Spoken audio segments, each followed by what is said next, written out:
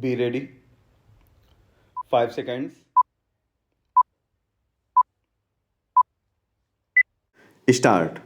Mr. Vice Chairman, the Minister of Railways has given us some impressive figures regarding route mileage, the number of passenger trains that run every day, the number of goods trains that run every day, the number of millions of passengers who travel by train.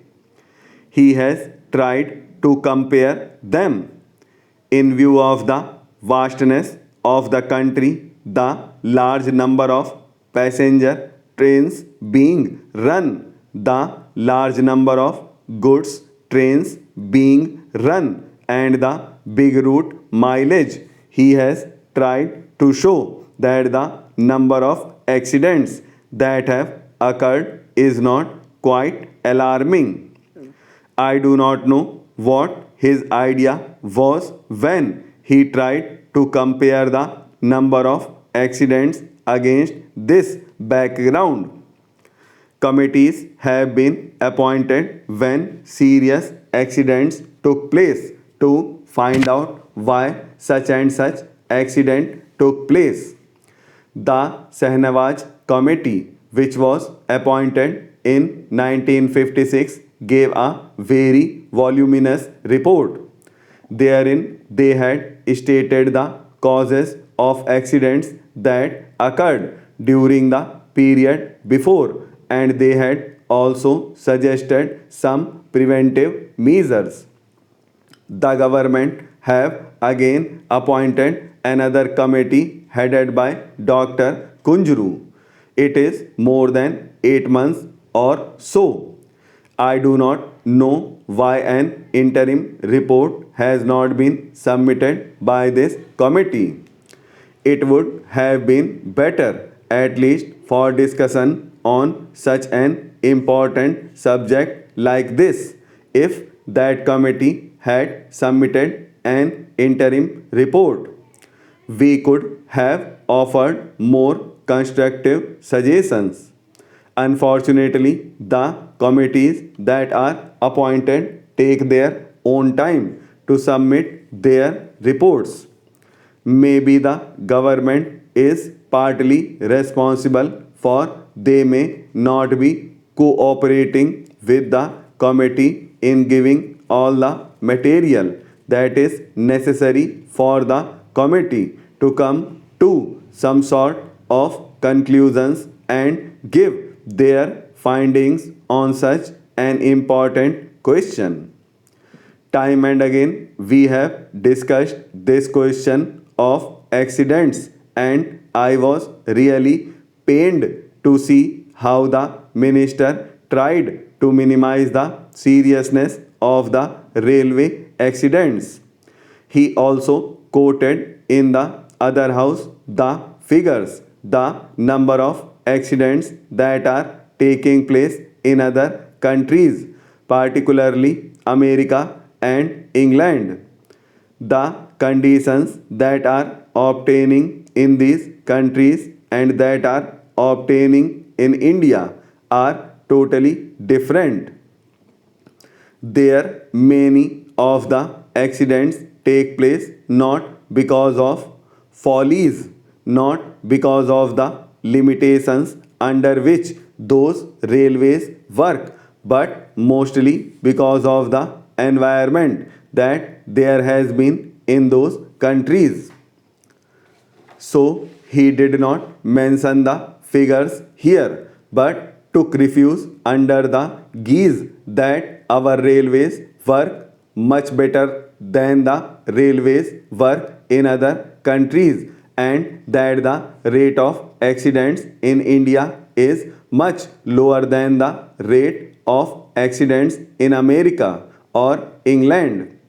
Sir, by having this discussion, the railway board and the railway ministry should be able to learn some lessons, and if they are prepared to implement the salient suggestions, that will be made by the members, then many of these discussions will not take place and many of the accidents that take place these days will not occur.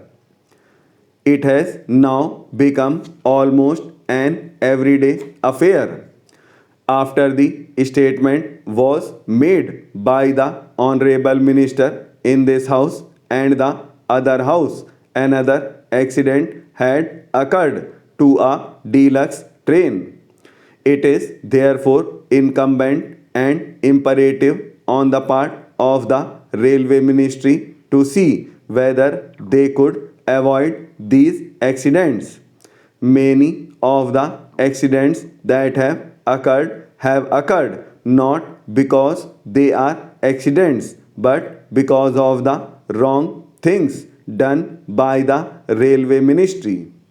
When a train leaves the station, care is not taken to see whether it has a defective engine, defective locomotive, whether proper check was made of it, whether the bogies that are attached to the train are properly checked up, whether the screws and bolts that are there are properly placed in their proper places, and so on.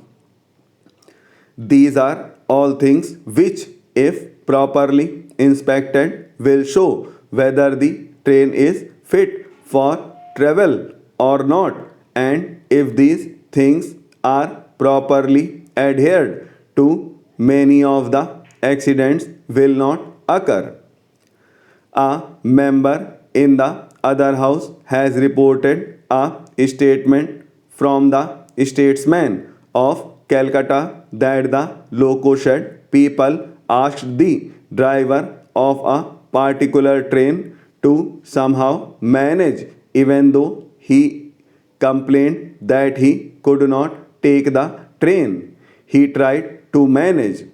When the train arrived very late, he was said to have been manhandled by the crowd for the late arrival of the train, and he is reported to have stated to the correspondent that in spite of the protest that he made, he was asked to take that locomotive which was very defective. Last year, similar accidents occurred. For instance, the Ranchi accident. It is also reported that the engine driver protested when he was asked to take the train because the engine was defective. But in spite of his protests, he was forced to take that engine and an accident occurred. I am glad that an inquiry commission has been appointed to go into the cause of the accident.